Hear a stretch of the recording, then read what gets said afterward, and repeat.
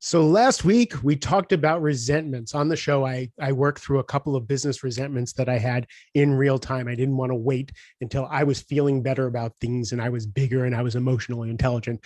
I wanted to work them out with you guys.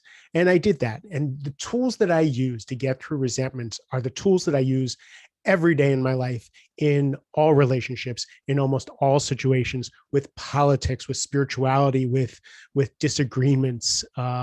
When I'm just not feeling right, I use these tools called self inquiry. I ask questions of myself. I question my thoughts. I question my beliefs. Sometimes it's just so opaque, especially when I'm triggered. When I'm triggered by a political conversation or by something that someone says to me, I am so sure that I am right that there's no room for me to be in relationship, let alone, and figure out where the nuance might be. So I'm going to talk about three tools, and we'll put in the show notes, we'll put links to all those tools so that you can figure them out for yourself. The cool thing, they're all free. You can get them on the web for free, and you can work through resentments. You can let go of the feelings that the thoughts and feelings that are just driving you crazy. So let's start with the granddaddy of them all, Byron Katie's The Work. Byron Katie is a wonderful spiritual leader. She's up there with Eckhart Tolle and Deepak Chopra, just kind of known for her deep spirituality. But where Byron Katie started was with this really simple worksheet called The Work. And what The Work is it's a way to question your thoughts. Are your thoughts real? Is what you're believing so real that it really should completely disturb your peace and have you triggered? Now, you can argue back and forth with the efficacy and some of the nuance of turning things around and questioning them.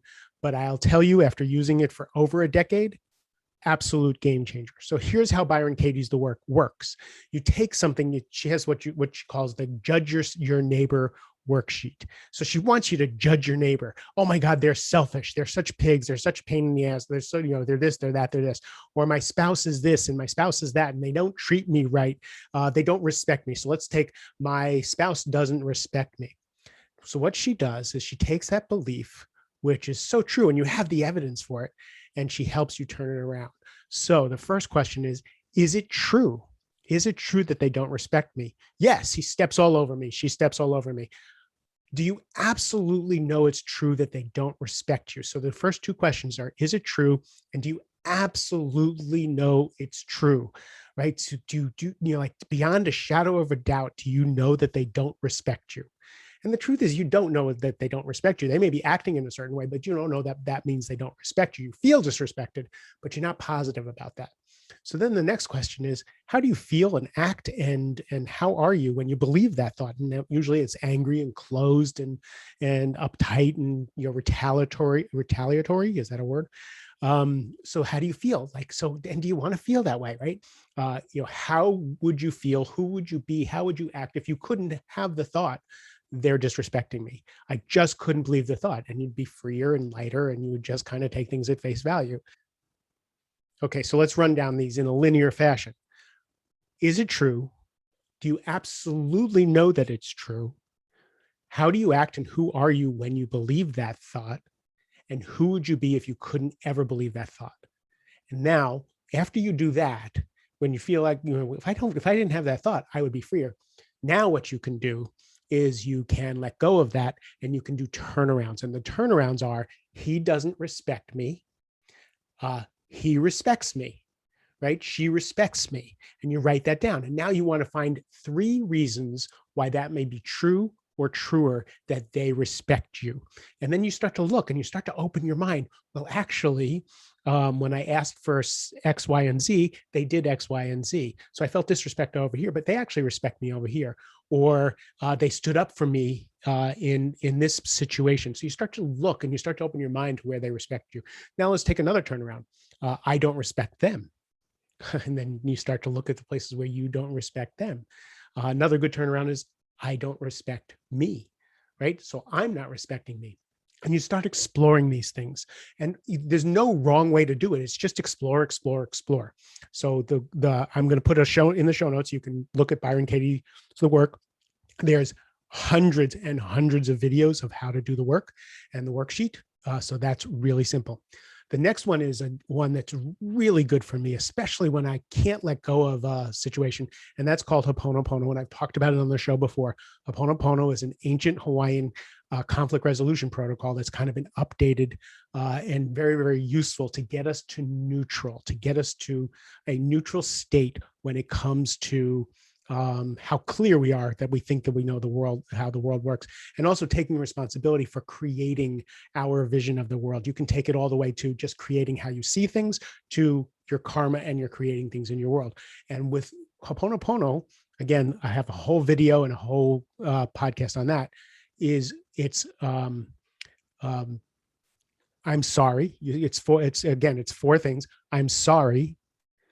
Please forgive me. Thank you. I love you. And what that does is that helps you take responsibility for co-creating. So I'm sorry. And it's like, I'm sorry for seeing you this way. I'm sorry for thinking that you're only this way. I'm sorry for looking at you and creating it this way. And then please forgive me. Please forgive me for not being bigger. Please forgive me for not giving you a break. And you just go through that. And then the next one is thank you. Thank you. Thank you for always being there for my children. Thank you for bringing, loaning me those $10. And you find things to be grateful for in the situation. And then the last one is I love you. You don't even have to feel it. You just say, I love you. So I'm sorry, please forgive me. Thank you. I love you. And then go again, go in the show notes if you really want to go in deeper, and we'll go, I'll teach you Ho'oponopono. And the last one's really fun. This one is by a guy named Robert Keagan, and it's in his book, Immunity to Change. And he talks about why it's so hard for us to upgrade ourselves, why it's so hard to change. And in this particular video that I'm going to put in the show notes, it's an evening with Robert Keagan where he talks about competing commitments. So that's their unconscious commitments. So that eating an apple is good for you and eating a Reese's cup is not good for you. And you wind up going for the Reese's cup instead of the apple. Why do you do that? So if you go through the immunity to change and the competing commitments, you start to look at the underlying unconscious choices. And we are run 5% consciously, 95% unconsciously. It's just science. Our beliefs before 7 years old run, no matter if you're 50 years old, if you're 60 years old, you're still mostly run by the things, the decisions, the choices, and the beliefs that you had when you were younger. So with this immunity to change, and the competing commitments worksheet, you can start to look under when it says, I'm supposed to get my taxes in on time. Why don't I get my taxes in on time? I plan it, and then you go and you look at it, and then all of a sudden something comes up and it says, oh, if I look at my taxes, I'll owe money. So if I don't look at my taxes, I won't do it. And you start to see the silly beliefs that are counterintuitive, that counterproductive to what was really going on. So the immunity to change competing commitments worksheet, again, we're going to put that in the show notes. So just pick one of these things. They're all journaling. They're all self-inquiry. They're just exploring your own thoughts and your own beliefs. And if you want to go any deeper on any of them, just send me a note. Happy to do that. I've been certified in almost every single one of these things. And like I said, I use them every day of my life. Hopefully this was useful. I love you guys. Have a great rest of the day.